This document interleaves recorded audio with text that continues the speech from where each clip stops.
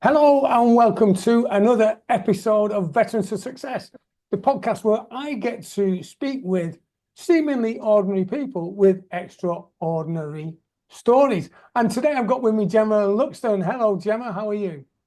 I'm very well, thank you. How are you? That's fabulous. Thanks for asking. Yeah, I'm brilliant. Yeah, and I'm glad that you're very well. So, listen, you know how it goes. We've had a good chat. We know a little bit about each other, quite a bit actually. And there's no fanfare for the common woman or man. We just dive straight in with the questions. You've got the outline, and it's all about you, I suppose. And we'll have a good chat. So, listen, going back only a few years now. Tell me Hmm, about your life before you joined the military. What was going on? I appreciate the only a few years.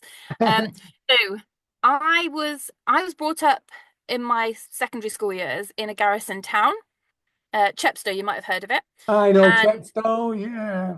it's well, you'll know how garrison it is. And whilst I was growing up, you either married a squaddy, got Yeah. pregnant by a squaddy, didn't leave Chepstow, or got out and went to university. Realistically, those are your options. Right. So I didn't do very well at school. University was not on the cards for me. So I was before that, and I wasn't going to marry a squaddy, and I certainly wasn't going to go and get pregnant by one and stay there. So I didn't know what to do with myself. I did lifeguarding. I was probably one of the youngest lifeguards. Oh, well I done. then started, thank you. I worked in an outdoor Lido. It's very posh, isn't it? Yeah, yeah. It was freezing. It wasn't very posh at all. It was freezing. And then I started teaching lifeguarding. And swimming had always been a bit of a passion. I worked in a pub, just doing that. I worked as a chambermaid. I actually cleaned Pauline Quirk's room. There's my claim to fame All right, okay. as a chambermaid. And the majority of my life I spent working in a chip shop. And the people in the chip shop, um, yeah, they were lovely and they looked after me, but it wasn't the career that I wanted. And I didn't really want to stay in Chepstow, not that there's anything wrong with it, but I wanted to do something else. I just didn't really know what. Mm. Um, and I was a member of the Boys Brigade, the first the first Right. Boys Brigade that had girls in it, yeah. Wow. And I was a member of the Boys Brigade marching band. So that took me all around the country as a drum major at one stage, a drummer, and a glockenspiel player. So I was already marching and Wow. doing competitions. Yeah, God, I haven't told anybody this for ages. This is a long old time ago. And glockenspiel. Well, I'm a musician. I played the violin, and I remember we entered into the Liverpool uh festival at the music arena, where they used to do the City and Girls, and I played the glockenspiel. We did you know the Jabberwocky, the Uh, poem the yeah. Jabberwocky. Well, we put music to that Oh, okay. and we won. Yeah. Brilliant. So glockenspiel, I really appreciate that. A lovely instrument. And also drum major as well. That's fantastic. So my glockenspiel was on a stick and I was marching and hitting it, but it's the same principle, isn't it? And Yeah, then, yeah, yeah, yeah. drum major. So I think marching then came into my life. And then I can't really remember how this happened. I was probably following a friend. Mm. Um, and I joined the Air Cadets. Right, okay. And then What did you have? Did you have a passion to fly? What was it, a chipmunk or anything? no, I think I just wanted to spend some time with my friend or maybe even had a crush on somebody that went there. I really can't remember. It was that long ago. But all of a sudden I ended up in the Air Cadets. And then I found my passions for going on camps and going out of the country to like the likes of Germany, and Gibraltar Right. and enjoying that younger version of the camaraderie. Yeah. I think I went shooting at Bisley when I was a cadet and got my marksman. Bisley. Wow. Yeah, That's the center of excellence for shooting. I mean, like if you were a Bisley shot, then that was pretty cool. And and you attained marksman. as a cadet, yes. That's good. later on in my career, not so much. I did my gliding scholarship. I got so much out of the cadets actually that I didn't know were available to me. And I loved every minute of that. Yeah. Uh, yeah, so I don't know if I found my passion for joining the Air Force then, but I became a standard bearer for North Wales, South Wales even. Um, yeah, I was a Wow. standard bearer for RAFA, and I was quite involved with the Legion as well.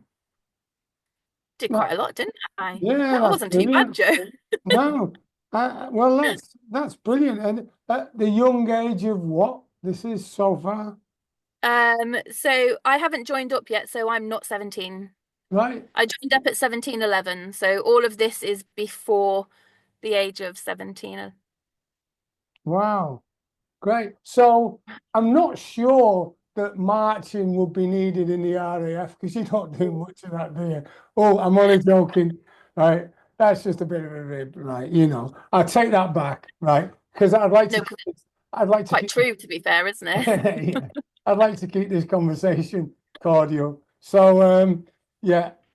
So, right at this time, then, because you've gained a passion for traveling as a youngster, what was it that just triggered the emotion that you wanted to join the RAF?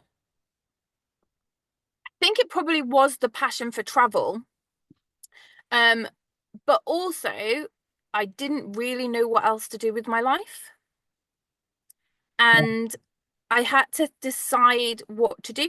And I don't know if they had them when you went to the school, if you went to a school in Liverpool, but in South Wales they have this school thing where you do a tick test or something just as ridiculous and it tells you what your career is going to be.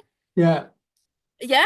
And from that, with your grey or your brown book that we used to have, that was your life. You were either going to be a doctor or a cleaner or a carer, and that was that.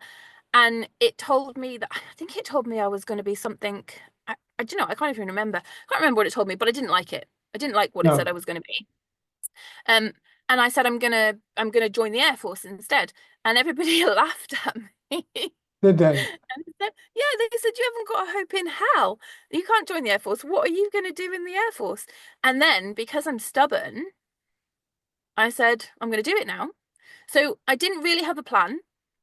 I knew I liked traveling. Well, I thought I knew quite a lot about the Air Force from being an air cadet. Mm. And the icing on the cake was people told me I couldn't. Yeah, So yeah. but I was going to be a police. I wanted to be police. That's what I Mm. wanted to be. And Yeah. isn't that interesting? Because I say, and I'm sure you do when you work with your clients, um, because I went to do, funnily enough, I went to do a financial review for a client yesterday, and I hadn't seen him for years because of lockdown, and he's not being well.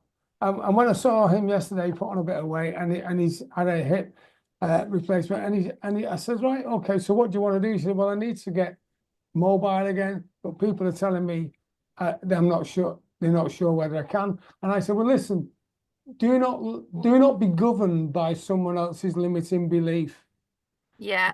because what they think you can do and what you can't do isn't necessarily the truth. What Yeah. you can do is what you think and what you believe you can do, if that makes sense. But it's hard, isn't it? When someone tells you you can't do something, it eats Mm. away at you, and you think, well, maybe I can't do it then. Who am I to think that I can do that? And that's where your inner strength has come through to say, well, up yours. Oh Effective. no, back then it was just stubborn bloody mindedness. Yeah, yeah, yeah, That's yeah. back Well, then. I mean, and that's it. So effectively, that's great. And because, and I'm just guessing here, and you can shoot me down if you want.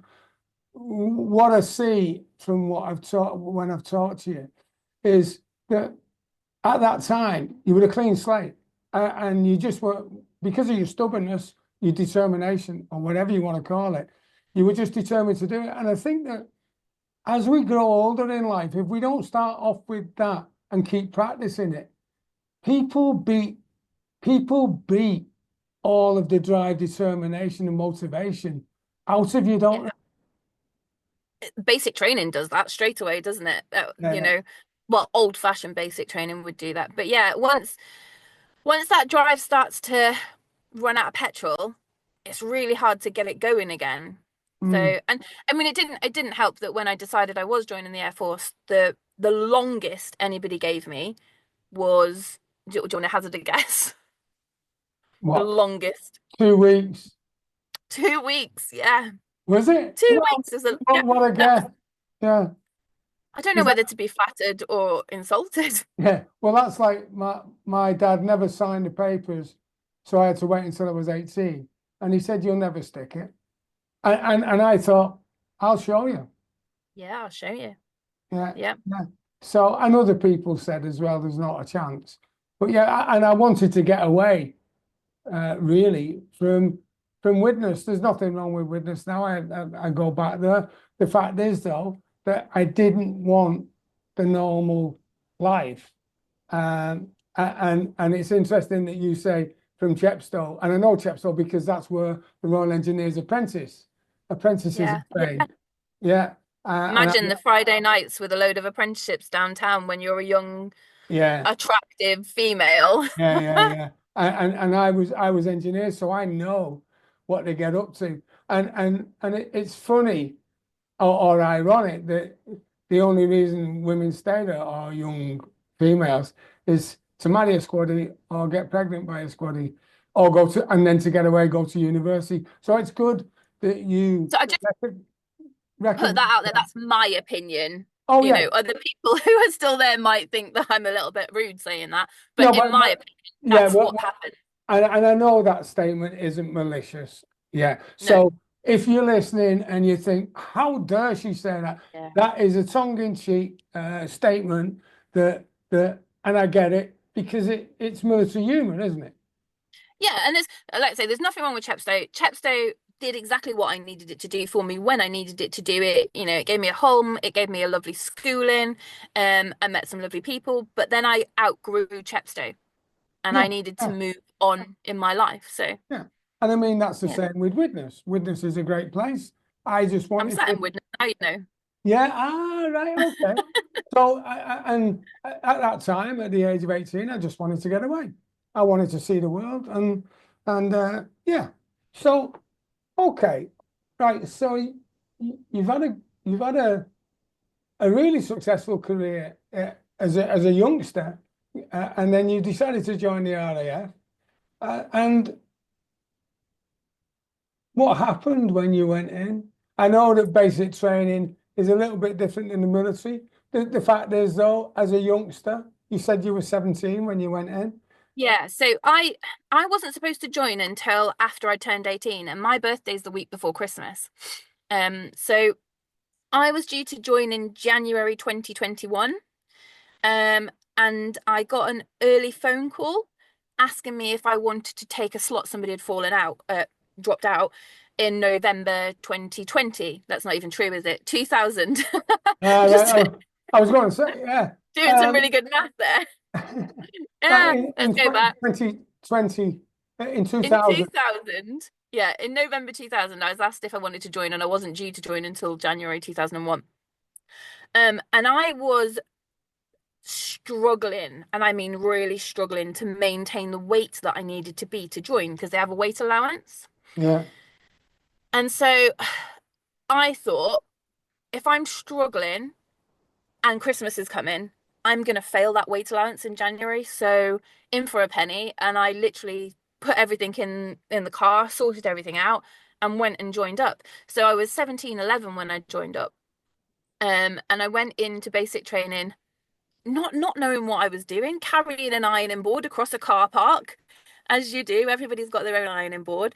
Seeing people coming from the train station with their ironing board, sat in a room, didn't know anybody. Met this I met this girl who looked at me and she gave me the worst up and down look I've ever seen. And I thought, oh my God, what the hell have I done to you? I've just walked in the door. We are not going to be friends, lovely. I don't want anything to do with you. And it turns out she was my roommate. Jump ahead quite a bit there. She's one of my best mates now. And that's the way that the world goes. But yeah, so I just sat there, no idea what's going on. walk in, you have to stand in a room and do your attestation Yeah. where you oh, hello, my light's just gone out. Pop that one back on. Right. Wait, hang on. How bizarre. Got you. There we are. We're back in. Yeah, where you say your oath to Queen and country. Yeah. And then once all that's done, you wave bye-bye to your family and all your loved ones. Um, and then I won't say you go into hell because that's unrealistic, but you go into a 12-person room, where you've got a bed and some blankets. The boys go off and get their head shaved. Um, you get issued some kit. You just walk along like a conveyor belt. They kind of look you up and down and decide that this will probably fit you and throw you at you, and then you get to try it on. And if you're lucky, it does up, and if you're not, unlucky. Yeah. And I remember that. you just suck it up and move on. And people keep shouting at you, and you're just like a rabbit in a headlight. And you just on the bus, off the bus. We haven't got a bus. Walk, march. What was it? It was just like shock, wasn't it? And Yeah. that was me having been in the recruits, in the air cadets. So I dread to think what people from the outside were. And then it was a case of, right, learn how to be in the military. Yeah. And in order to do that, we're gonna strip all the polish off this floor and repolish it. We're Yeah. gonna paint those curbstones. We're gonna polish our shoes and then take the polish off. We're gonna iron our clothes and then they may or may not go out of a window. And we're gonna make the thing that you always need in your life, a bed pack. Oh And yeah, we used I to remember take those. I'm flying through the window. Yeah.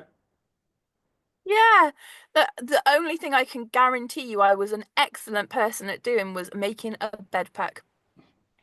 We were also excellent, and I mean I can say it now, at not sleeping in those bed packs so we didn't have to make them again, Yeah. and putting all the mattresses on the floor and everybody just getting into their sleeping bag so that the bed packs were made the next day. And it was like, you obviously you know this from your experiences, but it broke you down enough so that it could build you up as a Mm. solid person Yeah. who was committed and ready to go. And then I got my 18th birthday present from the Air Force, which was a day in the respirator testing facility. A day in the. Respirator testing facility, because we're not Oh, allowed to call it a gas chamber. very nice. Yes, that's it. Well, that's a Yeah. good 18th. I remember, if I can share my 21st birthday experience, I was on Mhm. site guard in Germany in a tower like Colditz for my 21st birthday, and I saw one fox, two badgers, and three rabbits. And that was it for me. And we were there for 2 weeks. Yeah, so I share your pain on that one. Birthdays don't mean anything when you're in the military, do they? No. Birthdays don't mean anything. So yeah, I mean that was a nice present for me. Yeah. So so you've gone through basic training now, Mm. and it's transformational, really, isn't it? Absolutely. Yeah. Yeah. And I suppose we could do with that in society now, really. Yeah. It wouldn't go amiss. I'm an advocate for bring back national service to a degree. Yeah. I would love to do it so everybody gets to experience that. But I know what the caliber are of the young people nowadays, and if they don't want to do something, they won't, so it wouldn't benefit them. Yeah. And it's a bit sad, really. Well, I think that I like the idea of national service on a limited basis, i.e., do 10 weeks, learn the basic stuff, because I was a weapons instructor, right? And Yeah, I wouldn't like to think that I've got someone who's just come off the street. I've got to teach him or her how to deal with a semi-automatic weapon when they've got an attitude problem. So that's biggest concern, isn't it? yeah, so I'd like to see them do first aid, team building, making the bed, washing the kit, ironing the kit, or pressing the kit, and all that sort of stuff. Map reading, Life out, skills, you mean? yeah, life skills. Not giving them a weapon. Not giving Uh, them a weapon. no, and stop. And then after the 10 weeks, if they want to join and stay in, then they get that choice. But yeah, Maybe we should take that to London, see what we can get out of them. yeah, Take yeah. it to Parliament. I think we could. I think that'd definitely be something to do. We can So, do anything. yeah. So coming back to you, right? You finish your basic training, and you know, I don't know if it's done in the RAF the same as it is in the military. You're on parade, and then they call out your name and they tell you where you're going, or something like that. No, not really. So in the Air Force, you go on parade, you graduate, and then you get a post in order. I was a lot younger, and I decided to go out the weekend before my graduation. I decided to borrow somebody else's flat shoes, fall over, and break my ankle. So I actually didn't get to parade for graduation, despite being covered in all the bruises, because we'd done arms drill and prepared for this for weeks, and then the weekend before. So I had to sit in the stands, which was freezing cold, as you can imagine. Yeah. Then Oh, everybody, oh, thanks for the sympathy. I could see a little yeah, violin. yeah, yeah. A No, bit of violin coming out there, miniature, yeah. it was actually really sad because I put all that effort in and got all those bruises and then didn't get to show off my skills. So it was quite sad. Um, but then I couldn't go anywhere because you weren't allowed to go to phase two training if you were broken, and I was technically broken. So I then Yeah. sat on holding flight Right, for ages. I don't even know how long I was on there, Joe, honestly. It felt like a lifetime, where I didn't move. And then eventually I went off to second to my trade training. right, So we were okay, slightly different in that way. And then at the end of trade training, you don't really get a choice as to where you're going. You just got told. right, okay. Yeah. Well, yeah, that's what I mean about on parade, and then they tell you where you're going. Yeah, I see. Because we have phase two in the engineers where we learn about bridge building, demolitions, minefields, and all that sort of stuff. So, what did you get for your phase two, and what did it teach you to do? So phase two was at Keogh Barracks, which if you've been there or you know anybody that's been there, And you'll know yeah, that that's a beautiful establishment. yeah, Um, and we did basic training there, learning all our medic skills. right, And then at the end of that, we went on a placement. Now, this is a long time ago. So I went on a hospital placement where I actually went into Chichester Hospital. right, And I knew before I went to Chichester Hospital that I was posted to Brampton. And I tried to get my placement in Peterborough Hospital so I could already get my room sorted out at yeah, Brampton. yeah, yeah, And the yeah, military being as helpful as it was specifically back then, that was answer was no. Instead of going up, you're going to go down. So I went down to Chichester and had to do all my time there. And it was amazing. I got to work in A&E. I got to work on the wards, the orthopedic wards. I got to work in geriatrics, as it was called back then. And I got to do everything, go into theatres so that I was the best I could be mm, when I went off into, and I graduated from there and went off into my first posting. which was where? RAF Brampton. Ah, yeah, you did mention Yeah. that. So that's, but I don't know if it's the same in the army. My first posting was into a medical centre where I then spent 6 months to a year having to do something called TATS, tradability tests, Right, okay, where yeah, you have to learn every department, prove that you're competent. So you've just done all that training and all those skills, and then you have to come and prove them to your new yeah, establishment to be signed off so that you're fit to go live on your own. yeah. And our main area within the med centre and within the Air Force is crash cover for the airfield. So we obviously had to learn that as well. Yeah, well, that's pretty much the same as in the engineers.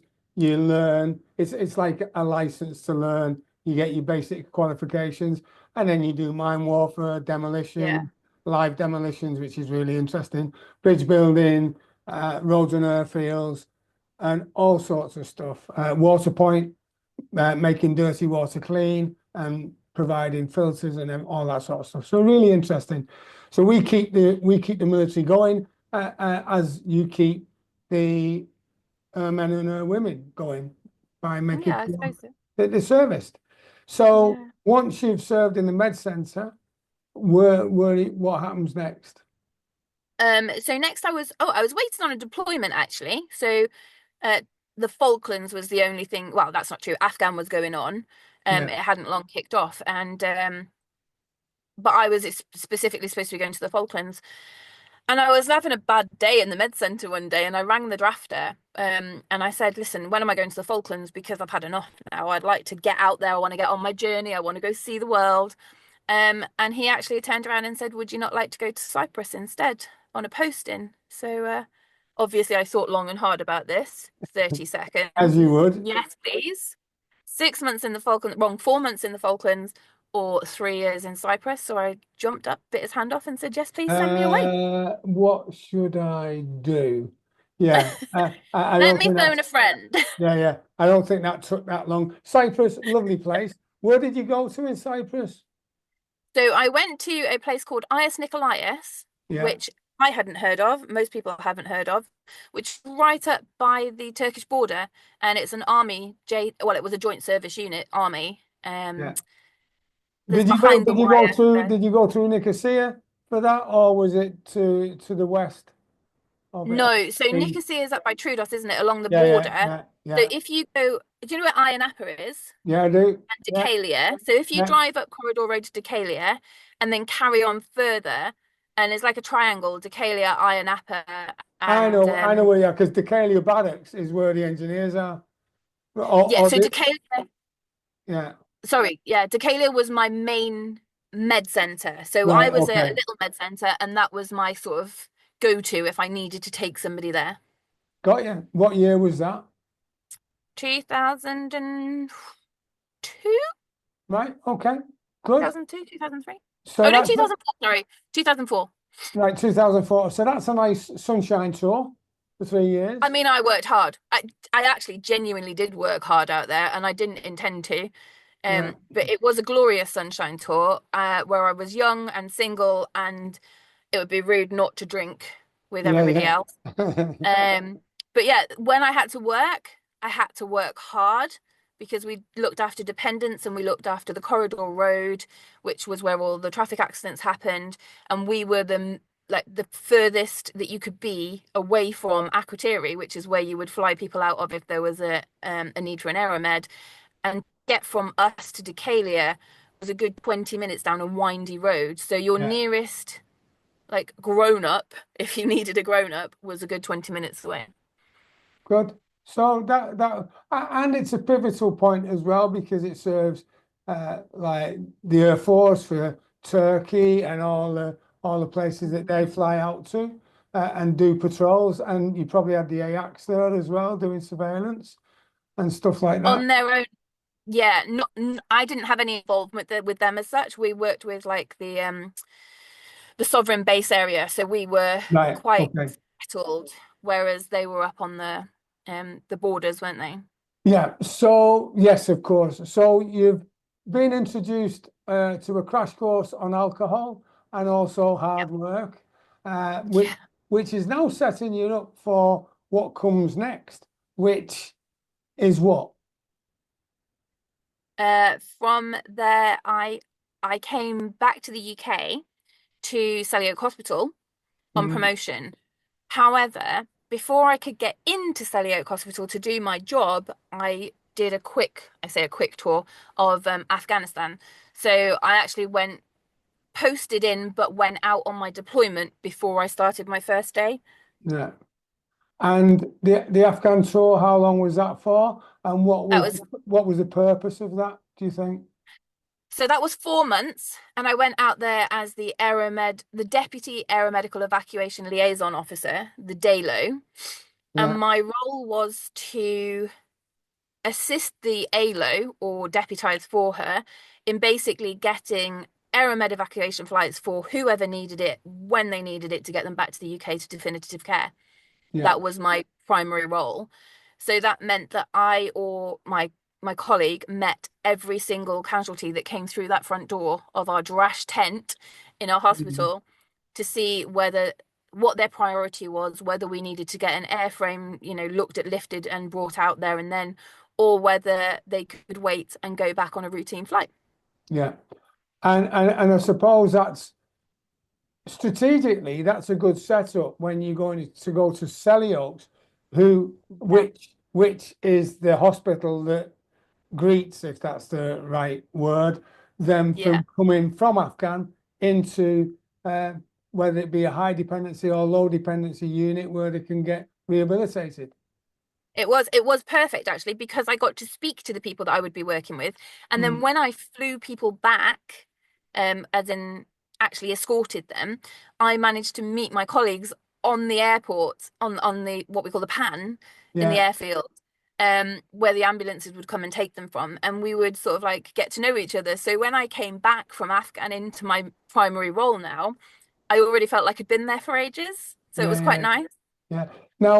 Now I know I can tell you speak with fondness because I know what goes on behind the scenes, and it would have been fantastically rewarding to see that you're helping people. How on the other side of it, what emotional uh, cost, if you like, did it have on you? You know, because not all of the cases end as you would like them to, if that makes sense. So how did that affect you?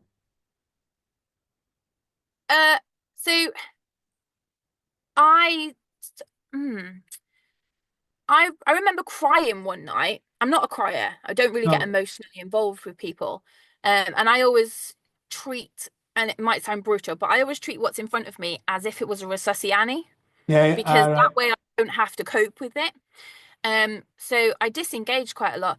And I remember crying one night because this person had died. Mm, And I was so cross because you'd given up the fight. We were trying so hard, and you'd yeah, given up the fight before we could get you home. And that's not my right to be cross, but that's the emotion that I was feeling at the time is we're desperately trying to fix you. We're desperately trying to get you home to your family, and you gave up on us. yeah, yeah, And I say that out loud now, and I feel like a right bitch. Who am I? But that one person broke me. Um, because of I don't know, because we couldn't do any more. yeah. Well, Yeah. thank you for sharing that because that must have been really tough, actually. Because yeah, I know, and I can appreciate where you're coming from when you think you gave up and you didn't fight the fight, and maybe the person just didn't have the fight left in them. Probably. And it's so selfish of me to say that because it wasn't my fight. I think I wanted more for that person. Yeah, And yeah. yeah. So that how did that make you stronger and change your view on the way? Because I know you mentioned resusciani, and in case you don't know what resusciani is, that's what we all use for um, resuscitation and practicing. It's a dummy, effectively. So, how did that affect your relationships with other uh, patients, humans, like soldiers, and sailors when they came in? I didn't get as attached to them, that's for sure. And I think I became more distanced. Right. Okay. Um, yeah, that's probably the more distant than I already was. Yeah. And I know that when you reflect on it, because we had a chat about this, that may make you sound hostile. Actually, you're not, because uh, it's a protection mechanism, isn't it? Really? Yeah, yeah, absolutely. I mean, I vaguely remember taking out on another soldier one day where I think there might have been a smell or something that gave us like a little flashback to whatever. And he was whinging and he was just whinging. And I really lost it. And I said, stand up now, stand on one leg, stand on the other, and put your arms in the air. You can do all those things so you've got nothing to whinge for. Sit down. And I just lost it that day because I was like, these people can't physically do anything at this moment in time. They really need help. And you're whinging when you could do something for yourself. And that kind of I had to check myself after that because I thought that wasn't fair on that person who had no idea. Interestingly enough, though, how did that affect that person? So he was quite a cocky little gobshite actually, and so he was like, "Ugh." And it didn't affect him at all. I would guarantee he would do the same thing the next day to another person. Right. But some of the other people that were sat in the room with him were a bit taken aback. Right. So it probably, even though you say that, it probably did alter the dynamic because it broke the state, at least for a short time, didn't it? And if you can Yeah. break someone's state where they recognize that maybe some other people are a little bit worse off than me, I bet you, right? I've got no proof, but I bet you that little encounter did have an effect. Yeah, but I shouldn't have done it because you are the most important person to you at Yeah. that time, Mm. and you should never compare one patient to another. No. So it really wasn't fair of me, but I did it, and I have to own the fact that I did it. And I don't regret it, but I shouldn't have done it. It should have been more professional. Right. Okay. Well, I can see that you've got uh, a challenge going on there. So let's have a look from Selly Oaks. How long were you there for, and how much did you enjoy it? So from 2007 till 2010, and enjoy is probably not a word I would use. Okay. Right. I found a lot of satisfaction in the job that I was doing. It was very rewarding. It was exhausting.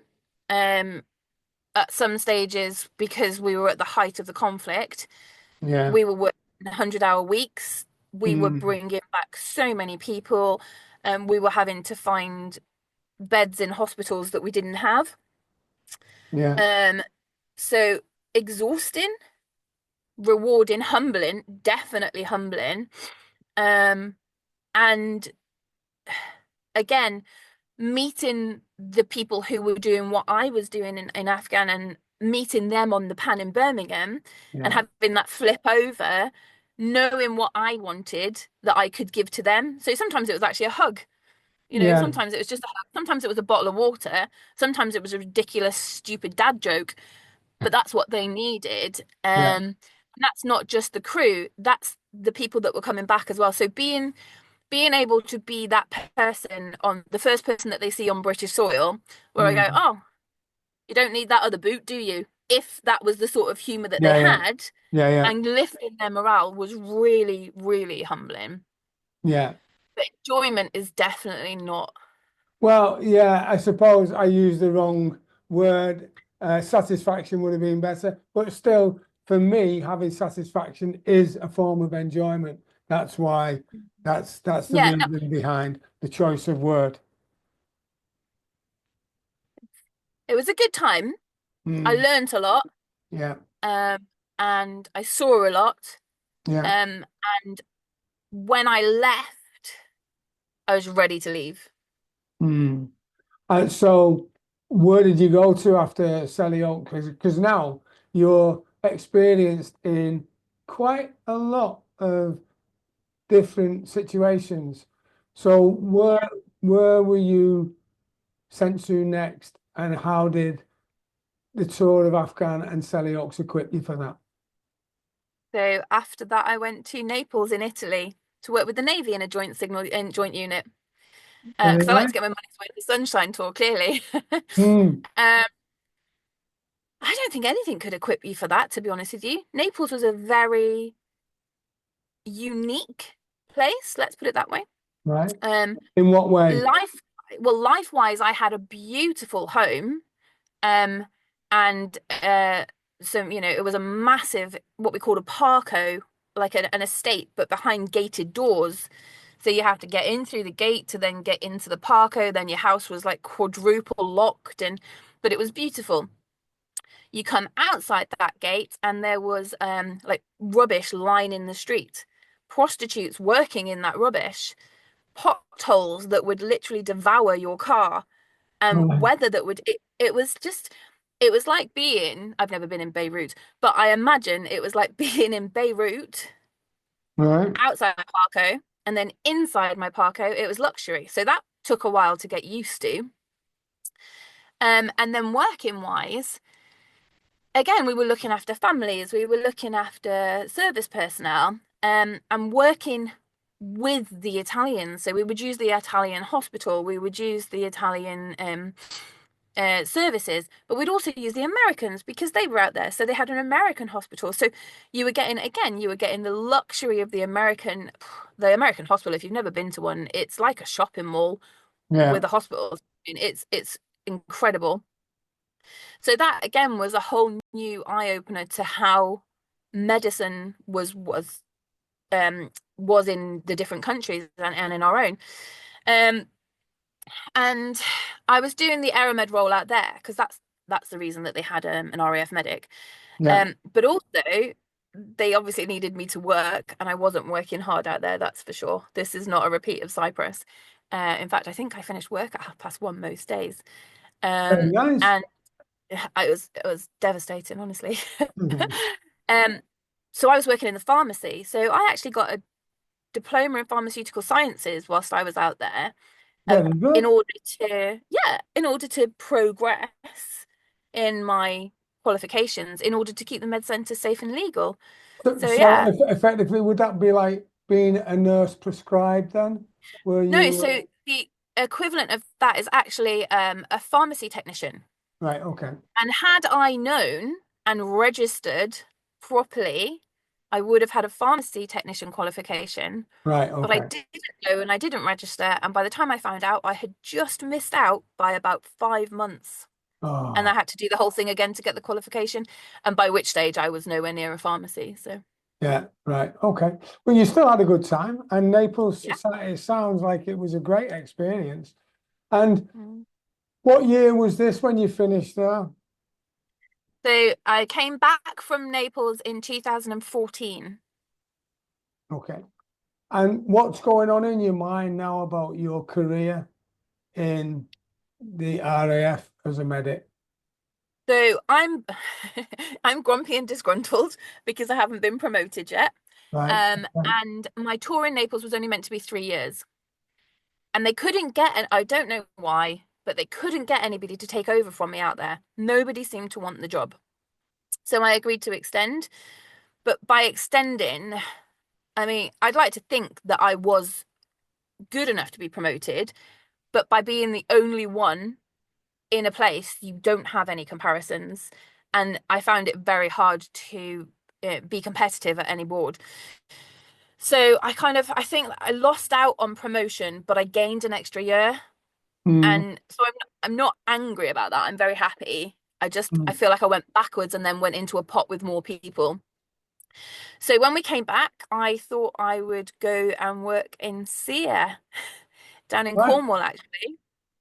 There was a trawl out for it, and so I put in for the trawl and I was accepted. And so we were moving to Cornwall, and I was going to go and become a Sear instructor. Because again, I don't know what to do now. I'm bored is the wrong word, but I need to do something different and I need to progress. Mm. Um, so yeah, we were doing that. I had a posting order and everything, and then unfortunately the posting got cancelled short time, short notice, as it always does. Right. And so I ended up at Halton as a what was supposed to be a drill instructor. RAF Halton. Yeah, so the I home know. of basic training Yeah, I know RAF Halton. I've flown a Piper Warrior from there. Yeah, I down at know. the airfield. Yeah, yeah, yeah. Nice place. Yeah, good. So So what were you doing at RAF Halton then? So I went to become a drill instructor to help you through basic training. Right, But unfortunately, I had an injury and I was carrying an injury and I couldn't do that. So I moved into the education cell there and I got to engage with people who were looking to join the military when they came on their pre-recruit training. right. So they Okay. came to do all their exams, and find out if they had the functional skills that they needed, the qualifications that they needed to get them to do their fitness test and everything else. So I spent time doing that and then working with the special needs isn't the right word, but special education. So if somebody was struggling, they Yeah, would come over and we would do something called a DAS test, a dyslexic adult screening test. yeah. And then we would help them to either find a coping strategy or to get an educational psychologist assessment so that we could move them forward in their career and help them. Because when I joined up, you were just told you were sick, get on with it, stop messing about, suck it up. There was no help as such. Yeah. Whereas we've moved forward, and we definitely moved forward. They had quilts and everything, but they they need that support, and I was there to support and help them through that. Yeah. Well, 1981, when I joined, you were certainly called thick. There was no neurodiversity. That wasn't a phrase, it wasn't a term. So, yeah, it's great that to see how things changed. And that must have been rewarding to do that. That really was rewarding, actually, especially when you came across somebody who, if it wasn't for you, they would have been kicked to the curb Yeah, yeah, because there was no one to fight their corner. And you can see the potential, and you can also see those that don't have the potential that are just breezing their way through. But those yeah, that have the potential, the me, who would never have got in if it wasn't for that hand me down of getting in a couple of months yeah, early, that somebody to fight my corner where we yeah. could help them. Yeah. And I always like the phrase, I don't know, I don't know where I heard it or whether I've developed it over the years, but a leader is someone who can get somebody to do something they would not have done had you not been there. I don't know where that's come from, but I like it. A leader Yeah. is someone who can get somebody to do something they would not have done had you not been there. And I think that's great. So that's what you were doing, which is fabulous. And so you're there for how many years before you get your posting? So 2014 till 2016, I was only there for 2 years. Right. And I moved on for a potential promotion. Um, which it was one of these stop gaps that you can, if you do this for us for a few months, then you'll Right. get promoted. One of those carrot stick things. Yeah. That stick always gets longer. Um, so I moved to RAF Cranwell. That's not true. That's a lie. I just made that up. I moved to RAF Henlow, to CAM, the Centre of Aviation Medicine, All and right. I worked Okay. in there in medical boards, And how did specifically. that go? It was a very admin-based job. But again, all my jobs have been rewarding because it needed some sort of strategy. It Mhm. needed a system in place that wasn't quite working. Um, and I love to find things that are wrong and Yeah. try and make them better. And my brain goes at 10 million miles an hour. And if you think it's in the box, I think it's 4 times over the box. And so I see things that other people don't. And I think that's a bit of a curse, but mostly it's a gift. Yeah. So I was able to identify ways of making life easier for the people involved there. So yeah, I didn't spend very long there, but in the time that I did spend there, I hope I didn't walk away and they change it all, but I hope I did something that was useful to the people that were there. Fabulous. Thank you for that. Now, at this point, how is your career going, and what are you thinking about your future? So right now I am chasing that sergeant promotion, Yeah. and I am thinking I will probably go wherever the drafter tells me to go because I'm in this pool of massive pool of people who are eligible for promotion. Um, but as it happens, uh, the place I wanted to go, which is why I wanted the promotion, was to Lichfield as an instructor. Lichfield being the Defence Medical Academy, what was Keogh Barracks when I went through basic training. So I wanted to do full circle. I've just started at Holton where I did my basic training, and now I want to go to Keogh where I can then teach medics. And you had to be a sergeant to get there, which is why I was chasing this so badly. And the drafter offered it up as a potential stepping gap and then took it away. So I couldn't go. So I had to wait until I got my promotion in order to go there. But Yeah. luckily I did get that. Sorry, I did get that, and I went there. And then I became the instructor for the RAF single service. So my job was to teach RAF single service after they'd finished with Common Core. Yeah. which at the time was changing to defense medic because we like to change words but teach the same stuff. So you're still getting taught anatomy and physiology, you're still getting taught how to save a life and how to look after everybody, but we're just going to change the name on it. Right. Okay. So now, by now, you've done pretty much all the jobs. And what year is it? So this is 2018 I start there. And I stayed there even though I moved into a different job role, which was the designing of the courses. So I went full circle. So I always thought I wanted to be in the job where I could teach people. But actually, I wanted to be in the job where I could make those changes to the courses that people taught. So I managed to get my final tour into course design where I was able to implement those changes, hopefully, again, to help people teaching the medics of the future. There's a lot of Wow, helping going on, isn't there? that's great there. And again, to get somebody to do what they would not have done had you not Yeah. been there, which is what I love doing as well. So that's fabulous. So now you come into the twilight zone, if you like, of your RAF career. What's going through Yeah. your mind then? What was that, sorry? Going What's through my going mind. through your mind? So COVID hit at the same time. And what's going through my mind is that I need to figure out how to be a civvy. I need to find out what I'm going to do on Civvy Street because I don't have any qualifications right now. The Air Force has never given me any. Even that the pharmacy technician qualification, I never converted it. So I've got all these skills, all this knowledge, but nobody's going to employ me. So I started figuring out ways of looking out for me Right for now, when I, now hang on before you go on a bit, right?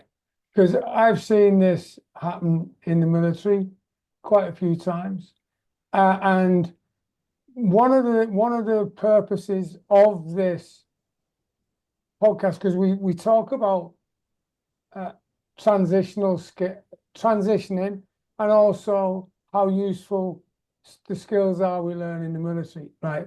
Now, you may not have those little bits of paper, right? yeah, I know that if I got injured, I would like to have you looking after me than someone who's just left uni and read about it, if that makes sense. it absolutely makes sense. Yeah, and I appreciate that. I don't know that you would want me. I'd probably mock you, but and Once we'd slapped each other about a yeah, bit and with the mocking, then if I had a condition that was life-threatening, I'd like to think that you'd be at my bedside looking after me or someone with your qualifications. Because I think that, and the reason I say this is not to blow smoke up your jacksie, if you don't mind me using that term. It's about emphasizing just how important the skills we learn, yeah. discover about ourselves in the military that can be used in Civvy Street, even if we haven't got a piece of paper. I agree to a degree. I agree. All my skills are fantastic, but nobody would employ me with my medical skills because I didn't have a qualification. So I had to do some sort of transfer and recognition of prior learning to get that piece of paper. Hmm. Right. So what you did effectively was, now I know you'd agree with me and then put like a sort of a posh butt in there, right? Which is not really. But the thing is, and the purpose of this part is that not to cross swords with you. Just, I'm interested that you recognized the experience you had. You also recognized that it would not be accepted in Mhm. Civvy Street unless you did something about it. That's what Yeah, I want. I yeah, want I want to know how you converted what you knew into civilian speak. And why do I say this is because on LinkedIn, I'm really pleased to see how veterans are starting to put the qualifications and experience into speak that employers can understand, if that makes sense. Yeah, no, that does make sense. I did not manage to achieve that civilian speak straight away, and that it's so hard. I still don't know if I've got it right now, but what I did was I found a way of transferring my skills, specifically my medic skills, into an ambulance technician qualification. And I did that with a lot of recognition of prior learning and a lot of hard work. However, just caveat that out with I've done it now. So if there are Yeah, any medics in the military who now want to do that, where they transfer it into a civilian, which is now called an AAP rather than technician qualification, a level 4 qualification, I can help you. So if it is a journey that you want to do, then please just shout out. yeah, There's no point keeping information to yourself. But it was long, it was hard. Um, but I did do it. And then I set up my own business, and that's where I figure all these skills came to their light that I thought were of no good to me. Not, that's not right, not no good to me. But I didn't think I was employable because I didn't have the paper. Actually, I found how to utilize all these skills. They're just called something different. yeah, Like I can blag it. It's not called blagging in Civvy Street. It's called standing up and making a point that you are able to speak in front of, or, you know, expressing yourself. And if you write, I'm a blagger, that doesn't go down well. But if you say, over the past amount of years, I have managed to successfully achieve this, that, and the other, because we never blag really, do we? We just no, say no, it. no. And you Blagging's know hard what? work. Yeah, and interestingly enough, like when and if years ago, people might say, "You're making it up as you go along," I say, "You're dead right," because Sometimes you've got to. that's what we do in life. We weren't given a handbook at the age of 0 months and say, "There you go, mate. Right, this is what you do at age 1. This is what you do at age 2."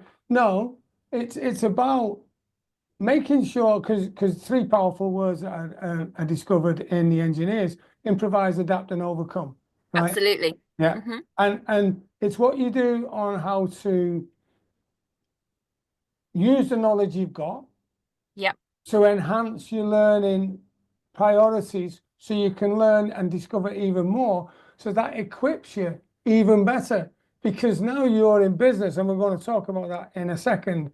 You're in business, running your own business, and if I'd have asked you when you were 17, just before you joined the RAF, okay, all right, Gemma, this is what you're going to do in the next X amount of years, the next number of years, you're going to do this, this, this, and this. And then when you leave, you're going to have your own business. What would you have said? I probably would have said, I'm only going to be there 2 weeks, listen to this lot. Yeah, And I would have just laughed in your face. I mean, I would have laughed in your face if you told me that the day that I left the Air Force, I would have left with a degree, yeah, a diploma, um, another level 4 diploma, and a coach license. I would have laughed at you saying, me, I don't do things like that. So to have all those things like is amazing, and the Air Force did that for me. The military did that for me, and I have to be grateful for it. And I would mm. never dismiss it. But and the things that it taught me, they are so useful in so many different So on your transition, then you gain those qualifications, didn't you, to equip you? over the years. Yeah, whilst I've Yeah, been serving over the years. On yeah, my transition at the very, very end, I focused on the AAP qualification, so transferring from the yeah. military to the civilian, and I also focused on setting up me. Mm. That's where I focused. So looking at the transition, what sort of tip would you give someone who's not yet out of the military, just still in and they're looking at getting out? What would you say to them?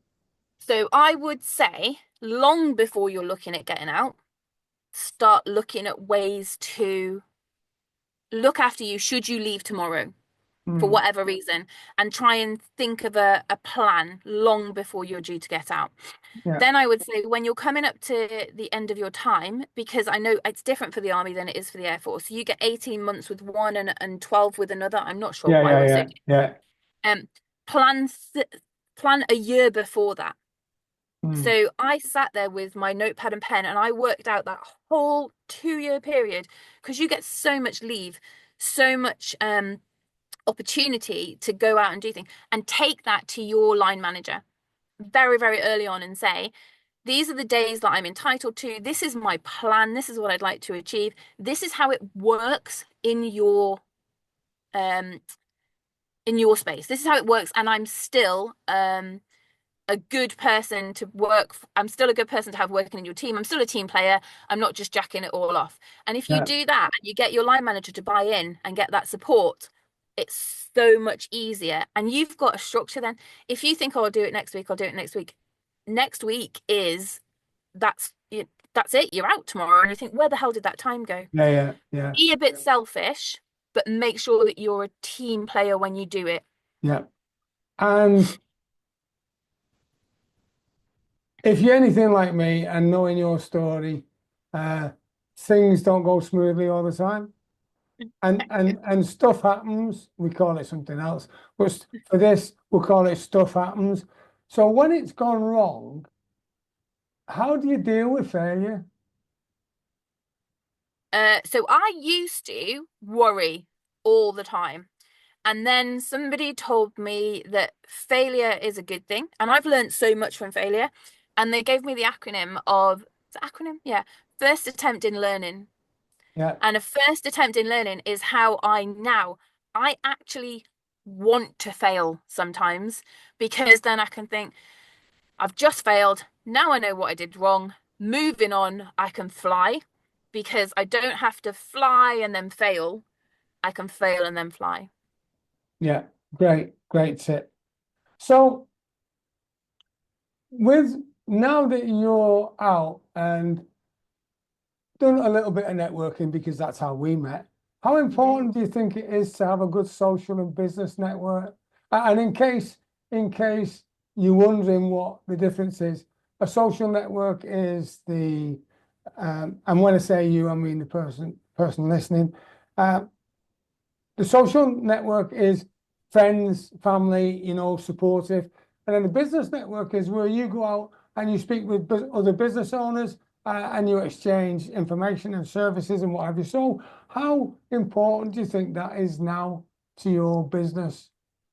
So I probably get shot for this, but I think the business network is sometimes more important than the family network that you've got and the social network. And that's because when your family and your friends support you, they'll just go along with what you think is right or what you say, whether it's right or wrong. Whereas your business network, somebody will look at you as if you've got two heads and say, "Why are you thinking of doing that? That makes no sense at all. Have you thought about this?" Mm, So I think that's a very important side. But when it comes to business networking and networking in general, I feel, rightly or wrongly, that if you can give more to somebody that you meet than you can take away from them, yeah, actually, that's how you do the best business. If somebody meets you and they think, I really like you, I mean, obviously you'll get some people who will take. But if you get that person who thinks, I really like you, they will then tell people about you. yeah, And when they tell people about you genuinely, then the business will, it might take some time, but the business will come to you because people will trust you because somebody else trusts you. yeah. And they'll be your advocate for you, whether you're there or not. And that's great. I'm glad you've learned that because that's one of the reasons why I run the Transformer Business Network because that's about helping each other and making sure that you don't just come in and take. You're there to support and give as well. So that's fantastic. So with regards to coaching and a mentor, having a good coaching mentor, and I know we're going to talk about your business more in a second. How important do you think it is to have a good coach and or mentor? So you definitely need one. I made the mistake of not having a coach and not having a mentor for a long time.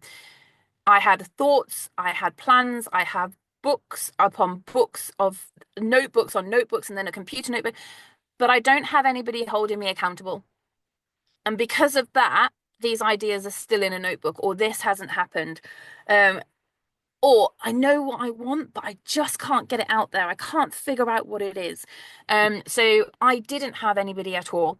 And more recently, I've reached out to a few people and I've started listening to them and taking the advice and becoming more accountable and having that check-in saying, oh, you know you haven't done anything about this. And I'm like, yeah, well, why? And then you have to then tell them why you haven't bothered to do what you said you were going to do or what they suggested. And that accountability kind of puts that fire under your butt a little bit to make you get stuff done. Good, great. And with regards to um, success, now I know you're not where you're at the minute yet, because we're always striving to be better. The fact is, though, you do have a distinct capability to get through stuff, especially when people say you can't. So, what's the secret of your success to date? Success. Do it. Just do it. And if it all goes tits up, it doesn't matter. It's just a first attempt in learning. But do it. Don't stay back. Like I say, I spent a long time sitting back thinking this post isn't perfect. I don't know anything about social media. I don't know. I know what I do and I do it well, but apart from technology, not a clue. So just do it and you will succeed. You cannot succeed if you don't do something. No, sorry, to take action, exactly. And what's the and I know I asked this earlier, but now you've processed and we've had a great conversation. What's the one tip you give to someone leaving the military or someone who's left the military and maybe having a bit of a what if moment, or they're doing well, or even if they're not in the military, what's the one tip you would give them that you think would really help them be successful, even more successful? One tip. Can I like make it two? Yeah, okay then. I'll give Oh, you okay, two. thanks. I'm in the Air But Force. I need to. yeah, we're not on So, Desert Island this, so yeah, you can have some.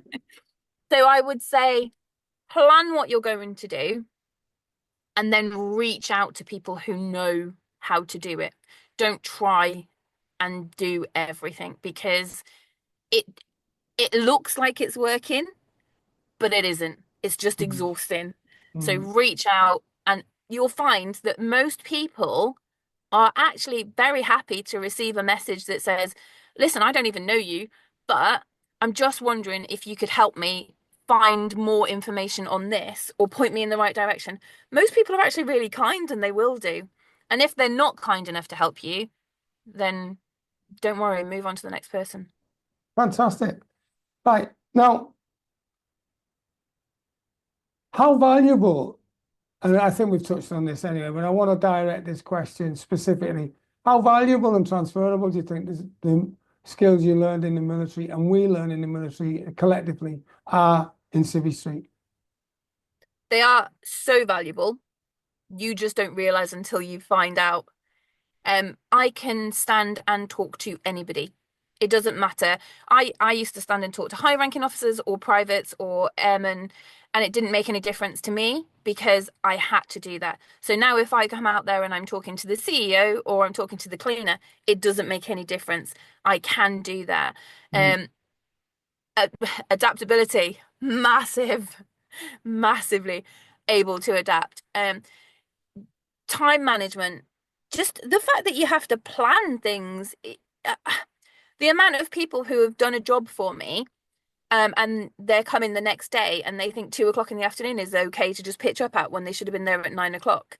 mm, The skills that you get of 5 minutes before the 5 minutes before, they will serve you well. good. And I think the other thing, sorry, one more thing, Yeah, is come. because we move around so much and we're put into environments where we're not used to being in those environments, we can reach out to people and we can fit ourselves in even where we don't fit in. Yeah. And I think that's really helpful. Thank you very much for that. So you're in business now, you've got a successful business. What does the future hold for you, and what exactly does Rejuvelux do? So Rejuvelux was it doesn't so start again. Rejuvelux is non-surgical solutions.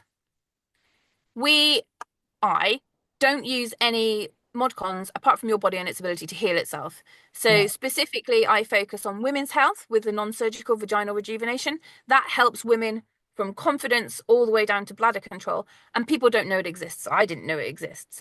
I Yeah. also do non-surgical treatments for like an eye lift. You'll hear it on the radio. Though you've got baggy eyes, you need a blepharoplasty. Actually, you don't, because what we could do is just lift that skin naturally without surgery.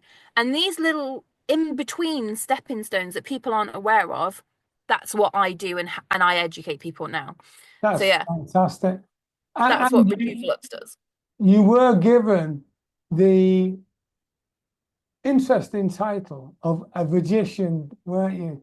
I was, yeah. How did that happen? So a very, very happy lady who hadn't had any sensation down there for a while finally had some sensation, and she didn't leak as much as she used to in the very, very early stages of her treatment. Oh, And she came running in and just said to me, "You do vaginal magic, you are a magician." uh, And it's just stuck now. And now that's every time I introduce myself, it's a really good starting, an icebreaker. Hi, I'm Gemma the Magician. And people go, "Oh, you're a magician." And I say, "No, I'm a vagician." And then they're like, "Hmm."